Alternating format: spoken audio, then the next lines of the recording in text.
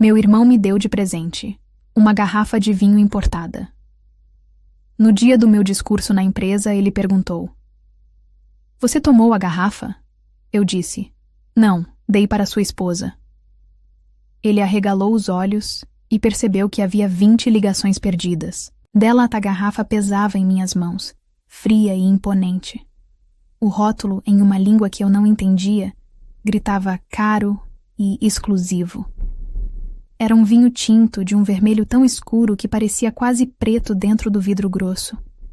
Um presente do meu irmão, Daniel. Aquele que, até ontem, era meu concorrente direto pelo cargo mais importante da empresa que nossos pais construíram com suor e lágrimas.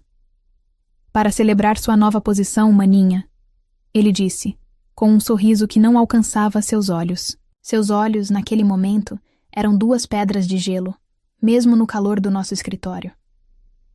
"Você merece. Ninguém trabalhou mais duro." As palavras eram veneno puro disfarçado de mel. Eu sabia, e ele sabia que eu sabia. A nomeação como diretora-geral tinha sido uma decisão dos nossos pais, baseada em resultados, em dedicação, em noites em claro que passei revisando planilhas enquanto ele provavelmente estava em algum bar com amigos. A promoção era minha por direito, mas para Daniel era uma traição. E agora ele estava ali, me entregando uma garrafa de um vinho que deveria custar o salário de um mês de um de nossos funcionários, com um sorriso falso no rosto. "Obrigada, Dani", respondi, forçando um sorriso de volta. Não precisava. "É lindo. O problema era, eu não bebo vinho. Na verdade, eu mal bebo qualquer coisa alcoólica. Uma cerveja leve em um churrasco de família, talvez. Mas vinho? A bebida me dava dor de cabeça, e eu simplesmente não apreciava o sabor. Daniel sabia disso melhor do que ninguém. Quantas vezes em jantares de família ele não zombou de mim por pedir suco ou refrigerante? "Vamos, Fernanda. Cresça um pouco", ele costumava dizer, erguendo sua própria taça. Aceitei a garrafa para não criar mais um clima horrível. A semana já tinha sido tensa o suficiente com o anúncio da promoção. Mamãe e papai tentaram fazer tudo da forma mais suave possível, mas a decepção de Daniel era palpável. Uma nuvem de tempestade que pairava sobre cada corredor da empresa. Coloquei a garrafa pesada em minha mesa, ao lado do computador. Parecia um troféu estranho e agourento. Passei o resto do dia tentando me concentrar no trabalho, mas meus olhos sempre voltavam para o presente. Por que ele faria isso? Seria um ramo de oliveira? Um pedido de paz desajeitado? Ou seria algo mais? Uma provocação? Um lembrete de um mundo de luxo e sofisticação que ele achava que eu não pertencia? Naquela noite, cheguei em casa exausta. A responsabilidade do novo cargo pesava sobre meus ombros. O discurso de posse para os acionistas seria no dia seguinte, e eu precisava estar com a cabeça no lugar. Enquanto preparava um lanche rápido na cozinha, meu celular tocou. Era Márcia, minha cunhada, esposa de Daniel. "Nanda, desculpa ligar a essa hora. Só queria te dar os parabéns de novo. De coração. Você mais do que merece isso." A voz dela era quente e sincera. Um oásis no deserto de tensão que era minha família naquele momento. "Obrigada, Má. Vindo de você, significa muito", eu disse. E era verdade. Márcia era uma pessoa boa, pé no chão. E muitas vezes eu me perguntava como ela conseguia lidar com o ego e a ambição do meu irmão. Eu só fiquei um pouco preocupada.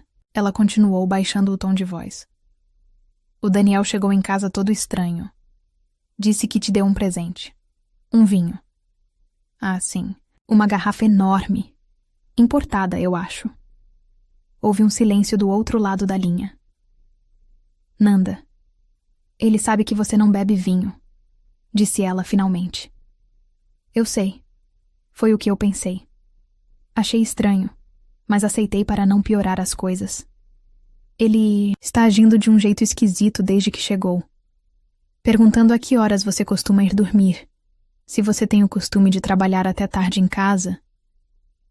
Não sei, pode ser coisa da minha cabeça. Mas tem algo errado. Esse presente não. Pareceu um gesto de paz. Pareceu Sei lá, uma armadilha. As palavras dela ecoaram meus próprios medos. Uma armadilha. O que ele poderia estar planejando? Fiquei olhando para a garrafa, que eu tinha trazido para casa e colocado sobre o balcão da cozinha. Era bonita, sem dúvida. Uma obra de arte. Mas agora parecia sinistra. Você sabe, Ma, comecei, uma ideia surgindo em minha mente. Uma ideia simples, nascida da praticidade e, talvez, de um pingo de intuição. Eu realmente não vou beber isso. Seria um desperdício deixar uma garrafa tão cara guardada aqui para sempre. Você gosta de vinho, não gosta? Eu adoro, ela respondeu, a voz se iluminando um pouco. Mas Nanda, é seu presente. E eu estou te dando de presente, de cunhada para cunhada. Pense nisso como um agradecimento por você ser a única pessoa sã nessa família maluca. Brinquei. Sério, eu ficaria muito mais feliz sabendo que alguém que realmente aprecia vai aproveitar. Ela hesitou por um momento. Se você tem certeza, eu adoraria. O Dani nunca compra vinhos tão bons para mim. Então está combinado. Ele nem precisa saber. Apenas aproveite. Comemore a minha promoção por mim, eu disse, sentindo um alívio imediato, como se estivesse me livrando de um objeto amaldiçoado. Desligamos o telefone e, sem pensar 2 vezes, peguei a garrafa, coloquei-a de volta na elegante sacola de presente e dirigi os 15 minutos até o apartamento deles. Daniel não estava em casa. Tinha saído para tomar um ar, segundo Márcia. Perfeito. Entreguei a ela o presente. Os olhos de Márcia brilharam ao ver o rótulo. Nossa, Nanda, isso é incrível. Muito obrigada. Não por isso. Beba a minha saúde amanhã. Vai ser um dia longo, eu disse, dando-lhe um abraço. Voltei para casa sentindo-me mais leve. O peso, tanto físico quanto simbólico, daquela garrafa tinha desaparecido. Mal sabia eu que aquele simples ato de repassar um presente indesejado estava prestes a desencadear uma avalanche que mudaria nossas vidas para sempre. A manhã seguinte chegou com o céu limpo e uma brisa fresca, o tipo de dia que geralmente me enche de energia. E, de fato, eu me sentia surpreendentemente bem. Dormi profundamente, sem a ansiedade que eu esperava que precedesse o dia mais importante da minha carreira até então. Revisei meu discurso mais uma vez com uma xícara de café forte, as palavras fluindo com clareza na minha mente. Eu estava pronta. Mais do que pronta. Eu estava confiante. Cheguei na empresa mais cedo que o habitual. O silêncio dos corredores, vazios, era reconfortante. Fui para a sala de reuniões principal. Um espaço amplo com uma mesa de mogno comprida e janelas que iam do chão ao teto, oferecendo uma vista panorâmica da cidade. Os acionistas chegariam em 1 hora. Era ali que meu futuro e o futuro da empresa dos meus pais seria consolidado. Enquanto eu organizava minhas anotações na cabeceira da mesa, a porta se abriu. Era Daniel. Seus ombros estavam caídos e ele tinha olheiras escuras sob os olhos, como se não tivesse pregado o olho a noite toda. Ele parou na porta e, por um segundo, seu rosto se contorceu em uma expressão de pura incredulidade ao me ver ali, de pé, vestida em um terninho impecável, totalmente alerta. Fernanda, ele disse, a voz um pouco rouca. Você... já... está aqui. Bom dia, Dani. Sim, quis chegar cedo para revisar tudo com calma. Grande dia, não é? Respondi, mantendo meu tom leve e profissional. Ele se aproximou lentamente, seus olhos me examinando de cima a baixo, como se procurasse por alguma rachadura na minha armadura. Ele esperava me ver grogue? De ressaca? Doente? A decepção em... Seu rosto era tão evidente que chegava a ser cômica. Você parece... ótima, ele conseguiu dizer, a palavra soando como se tivesse um gosto amargo. E me sinto ótima. Dormi como uma pedra. Estou pronta para hoje, afirmei, olhando diretamente para ele. Um silêncio tenso se instalou entre nós. Ele andava de um lado para o outro, incapaz de ficar parado. Podia-se sentir a ansiedade emanando dele. Claramente, algo não tinha saído como ele planejara. Ele parou de repente e olhou para mim, a curiosidade e o nervosismo, vencendo qualquer tentativa de disfarce. E então, ele começou, tentando parecer casual. O presente? Gostou do vinho? Resolveu comemorar ontem à noite? Ali estava. A pergunta que ele estava morrendo de vontade de fazer desde que entrou na sala. Um sorriso discreto brincou no meu rosto, enquanto eu me lembrava da minha conversa com Márcia. Ah, o vinho! Respondi com a maior naturalidade do mundo. Não, eu não bebi. Vi um lampejo de frustração em seus olhos, seguido de confusão. Não, mas... por quê? Era uma safra especial, maninha, perfeita para uma celebração. Eu sei, e agradeço de novo o gesto, continuei, ajeitando uma pasta sobre a mesa. Mas eu sabia que não ia aproveitar como se deve, então fiz algo melhor. Dei a garrafa para a sua esposa. Parei e olhei para ele, para que o peso das minhas palavras o atingisse em cheio. Eu dei para a Márcia. Repeti, com clareza. Você sabe como ela adora um bom vinho tinto e seria um verdadeiro desperdício deixar aquela garrafa juntando poeira na minha casa. Ela ficou super feliz. A transformação no rosto de Daniel foi instantânea e assustadora. Foi como assistir a um prédio desmoronar em câmera lenta. A cor sumiu de suas bochechas, deixando sua pele com um tom pálido, quase cinza. Seus olhos, antes cheios de uma raiva contida, agora se arregalaram em puro e absoluto terror. Sua boca se abriu, mas nenhum som saiu. Ele parecia um homem que tinha acabado de ver um fantasma. Você... O quê? Ele sussurrou, a voz falhando. Eu dei para a Márcia. Liguei para ela ontem à noite e levei a garrafa lá. Expliquei, ainda sem entender a dimensão do que estava acontecendo, mas a reação dele estava começando a me gelar a espinha. Com as mãos tremendo violentamente, ele se atrapalhou para pegar o celular no bolso do paletó. Ele quase o deixou cair. Seus dedos desajeitados erraram a senha 2 vezes antes de conseguir desbloquear a tela.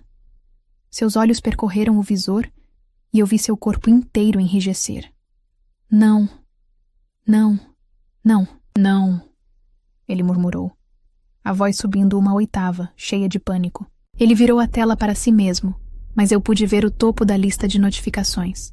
Ligações. Muitas ligações. Ele olhou para mim, o desespero estampado em cada traço do seu rosto. 20 chamadas perdidas, ele disse, a voz embargada.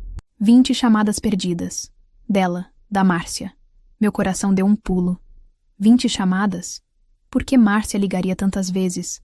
Antes que eu pudesse perguntar, ele já estava com o telefone na orelha, retornando a última chamada. Vamos, Márcia, atende. Atende, por favor. Ele implorava para o aparelho. Ele esperou por 1, 2, 3 toques. Então, alguém atendeu. O alívio no rosto de Daniel durou menos de 1 segundo. Sua expressão se desfez em confusão e, em seguida, em pavor. Alô? Márcia? Ele disse. Uma pausa. Não. Quem está falando? Eu sou o marido dela. Onde ela está? O que aconteceu? Eu me aproximei, o sangue gelando nas minhas veias. Só conseguia ouvir a voz abafada e monótona do outro lado da linha, mas as reações de Daniel contavam toda a história. Um acidente? Ele perguntou, a voz quebrando. Que tipo de acidente? Ela está bem? Meu Deus, qual hospital? O celular escorregou de sua mão trêmula e caiu no tapete com um baque surdo. Daniel desabou na cadeira mais próxima, a cabeça entre as mãos, o corpo sacudindo com soluços silenciosos e aterrorizados. Naquele instante, o discurso, os acionistas, a promoção, tudo se tornou insignificante. Uma única verdade ecoou na sala de reuniões silenciosa. Algo terrível tinha acontecido com Márcia. E de alguma forma, a chave para tudo era a garrafa de vinho que eu recusei. O trajeto até o hospital foi um borrão de sirenes imaginárias e pânico real.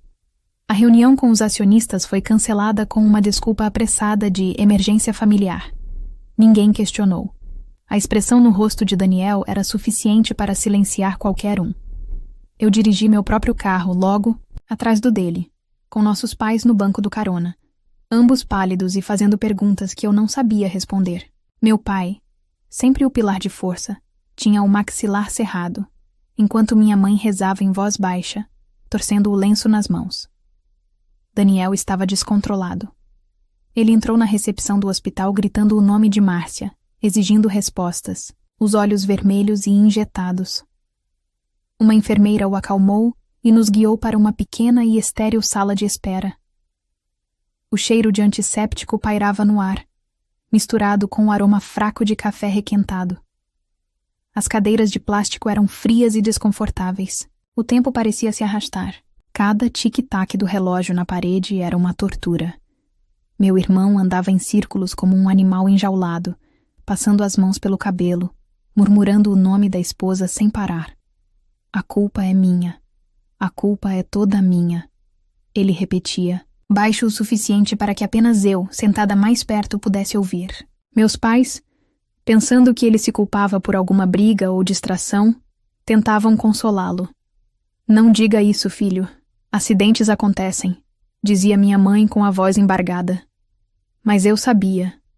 Eu não sabia dos detalhes, mas o terror nos olhos, dele na sala de reuniões, a forma como ele reagiu quando eu disse que dei o vinho a Márcia. Aquele sentimento ruim no meu estômago estava se transformando em uma certeza gelada e terrível. Ele não estava se sentindo culpado, ele era o culpado. Depois do que pareceu uma eternidade, um médico com um rosto cansado e expressão séria entrou na sala. Todos nós nos levantamos de um salto. Daniel correu em sua direção. Minha esposa? Márcia? Como ela está? Ele implorou. O médico olhou para a prancheta e depois para nós, com um olhar calmo e profissional. A família de Márcia? Por favor, sentem-se. Sentamos na beirada das cadeiras, os corpos tensos. Sua esposa deu muita sorte. Começou o médico, e um suspiro coletivo de alívio encheu a pequena sala. O carro dela capotou. O veículo teve perda total. Mas, milagrosamente, ela sofreu apenas ferimentos leves. Algumas escoriações, uma pancada forte na cabeça que resultou em uma concussão leve, mas não há fraturas ou hemorragias internas. Ela está sedada agora, mas vai se recuperar completamente. Minha mãe começou a chorar, desta vez de alívio. Meu pai abraçou-a, o rosto finalmente relaxando. Eu senti uma onda de gratidão tão intensa que minhas pernas fraquejaram. Márcia estava bem. Ela iria ficar bem. Mas o médico não tinha terminado. Ele limpou a garganta e sua expressão voltou a ficar séria. No entanto, ele continuou, há algo que nos deixou intrigados. Fizemos um exame de sangue completo como parte do protocolo e encontramos algo inesperado. Havia uma substância no sistema dela. Um sedativo de ação rápida, em uma dose considerável. O suficiente para deixar uma pessoa desorientada e extremamente sonolenta. O silêncio que se seguiu foi pesado e absoluto. O alívio se evaporou como água no deserto. O médico concluiu. Nossa avaliação é que ela provavelmente dormiu ao volante. Com essa quantidade da substância no sangue, é um milagre que ela não tenha causado uma tragédia ainda maior. Ela toma algum medicamento controlado? Não. A voz de Daniel foi um sussurro fraco. Ela não toma nada. Todos os olhares se voltaram para ele. O olhar confuso de nossa mãe. O olhar perspicaz e endurecido de nosso pai. E o meu, que agora era frio como aço. A peça final do quebra-cabeça tinha se encaixado com um clique doentio. A garrafa de vinho. Daniel? Meu pai disse, a voz baixa e perigosa. O médico perguntou algo. Você sabe de alguma coisa sobre isso? Daniel não respondeu. Ele apenas ficou ali, tremendo, o suor brotando em sua testa. Ele olhou para mim, seus olhos suplicando por algo que eu não podia lhe dar. Silêncio. Piedade. Daniel? E meu pai insistiu, dando um passo à frente. Olhe para mim. O que você fez? Foi o que bastou. A pressão, a culpa, o medo, tudo veio à tona. As pernas de Daniel cederam e ele caiu de joelhos no chão frio do hospital, o corpo sacudido, por soluços violentos que rasgavam seu peito. Fui eu, ele confessou entre lágrimas e soluços desesperados. Era no vinho. Eu coloquei no vinho. Minha mãe levou a mão à boca, um grito abafado escapando. Meu pai ficou imóvel, o rosto uma máscara de fúria e incredulidade. Mas não era para ela. Ele gritou, olhando para mim, o rosto contorcido em uma agonia patética. Era para você, Fernanda. Era para você. Eu juro. Ele rastejou no chão em minha direção, tentando agarrar minhas pernas. Eu recuei, enojada. Eu só queria que você ficasse sonolenta, que errasse o discurso, que parecesse incompetente na frente dos acionistas. Ele balbuciava, a saliva e as lágrimas escorrendo pelo seu rosto. Eu queria que o papai visse que cometeu um erro. Eu nunca quis machucar ninguém. Eu juro por Deus. Eu nunca pensei que a Márcia fosse beber. Eu nunca machucaria a Márcia. A confissão pairou no ar, mais venenosa e destrutiva do que qualquer substância que ele pudesse ter colocado naquela garrafa. O horror da verdade era paralisante. Meu irmão. Meu próprio irmão tentou me drogar por causa de um cargo, por inveja, por ganância. E em sua tentativa patética e maliciosa, ele quase tirou a vida da própria esposa, a mulher que ele dizia amar. O choque na sala era palpável. Uma onda de repulsa e desilusão que nos atingiu a todos, deixando-nos sem palavras, apenas com o som doentio do choro desesperado de um homem que acabara de destruir tudo ao seu redor. Som do choro de Daniel ecoava no corredor do hospital, mas era um som isolado. Ninguém se moveu para confortá-lo. Minha mãe, com o rosto banhado em lágrimas de decepção, virou-se e se apoiou na parede, incapaz de olhar para o filho caído, no chão. Mas meu pai não desviou o olhar. Sua expressão, que antes era de incredulidade, endureceu. Transformando-se em uma máscara de fúria fria e resoluta, ele caminhou lentamente até Daniel, parando sobre ele. Sua voz, quando falou, não era alta, mas cortava o ar como uma lâmina, de gelo. Levante-se, ele ordenou. Daniel, soluçando, olhou para cima, o rosto inchado e manchado. Pai, me perdoa. Eu não queria... Eu disse. Levante-se, repetiu meu pai, o tom não admitindo desobediência. Com dificuldade, meu irmão se apoiou em uma cadeira e ficou de pé, cambaleando. Ele era uma figura patética, um homem adulto desfeito por suas próprias ações mesquinhas. Você não vai chegar perto de Márcia, meu pai decretou. Você não vai falar com ela. E a partir deste momento, considere-se fora da empresa. Você está demitido. Não quero mais ver o seu rosto no prédio que eu e sua mãe construímos. Os olhos de Daniel se arregalaram. Não. Pai, não pode fazer isso. A empresa é a minha vida. Sua vida? Meu pai riu, um som amargo e sem humor. Você tentou arruinar a vida da sua irmã e quase tirou a vida da sua esposa por causa de um cargo. Você não tem mais lugar em nossa empresa, nem em nossa confiança, acabou Daniel. Cada palavra era um prego no caixão de seu futuro. Ele tentou apelar para a nossa mãe, mas ela apenas balançou a cabeça, o rosto coberto pelas mãos. Ele olhou para mim, os olhos desesperados. Eu não senti nada além de um vazio gelado. O irmão que eu amava, com quem cresci, tinha desaparecido, substituído por aquele estranho invejoso e perigoso. Uma enfermeira apareceu, informando que Márcia estava acordando e que poderíamos entrar, um de cada vez. Meu pai decidiu que eu iria primeiro. Daniel tentou protestar, mas o olhar de nosso pai o silenciou. Entrei no quarto.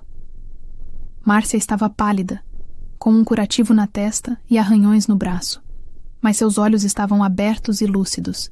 Ela sorriu fracamente quando me viu. Nanda, o que aconteceu? Perguntou, a voz rouca. Eu só me lembro de estar dirigindo, E de repente um sono incontrolável, tão pesado. Sentei-me ao lado de sua cama, segurei sua mão e com o coração pesado, contei a ela. Contei sobre o vinho, sobre a confissão de Daniel no corredor. Eu vi o brilho nos olhos dela se apagar lentamente, substituído por uma expressão de choque, depois de incredulidade e, finalmente, por uma profunda e desoladora decepção. Ela não chorou. Apenas ficou olhando para o teto, o rosto vazio, processando a traição monumental do homem com quem dividia a vida. Quando saí, Daniel implorou para entrar. Márcia, através da enfermeira, recusou-se a vê-lo. Aquele foi o começo do fim. Os dias que se seguiram foram um pesadelo silencioso. Márcia recebeu alta e foi para a casa dos pais dela. Daniel foi expulso de casa por nosso pai e estava morando em um hotel barato. Ele me ligava sem parar, deixando mensagens de voz desesperadas, implorando pelo meu perdão, pedindo que eu intercedesse por ele com nossos pais e, principalmente, com Márcia. Eu cometi um erro terrível, Nanda, o pior da minha vida. Ele dizia em uma das mensagens, a voz embargada pelo choro. Mas eu amo a Márcia. Eu amo vocês. Não me deixem sozinho. Por favor. Mas suas palavras eram ocas. O arrependimento dele parecia nascer não da maldade de seu ato, mas do fato de ter sido descoberto. Ele não estava triste por ter nos traído. Estava triste por ter perdido tudo. Cerca de uma semana depois, Márcia me ligou e pediu para me encontrar, em um café. Ela estava mais magra, com olheiras, mas havia uma nova determinação em seu olhar. Eu pedi o divórcio, ela disse, de forma direta, mexendo em sua xícara de chá. Os papéis foram entregues a ele esta manhã. Eu assenti, não surpresa, mas ainda assim sentindo uma pontada de tristeza por ela. Eu fiquei pensando. Ela continuou, olhando para mim.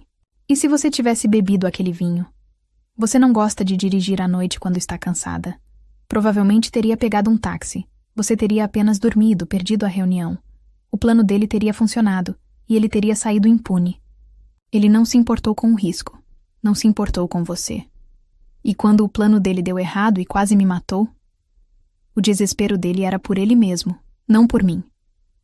Eu não posso mais viver com uma pessoa assim. Não posso mais confiar nele. Ela estava certa. Aquele ato revelou o caráter podre que a inveja havia cultivado dentro do meu irmão. Daniel perdeu tudo. O emprego dos sonhos, a esposa que o amava, o respeito e o apoio de sua família. Nossos pais, embora de coração partido, mantiveram a decisão. Eles o ajudariam financeiramente para que ele não passasse necessidade, mas a porta da empresa e de suas vidas estava por ora fechada. Eu assumi a diretoria como planejado. O discurso que fiz aos acionistas, uma semana depois do previsto, foi firme e bem recebido. Mas não houve celebração. A vitória teve um gosto de cinzas. Olhando para a cadeira vazia que deveria ser do meu irmão na sala de reuniões, eu não senti triunfo. Senti um luto profundo pela família que éramos e que nunca mais seríamos.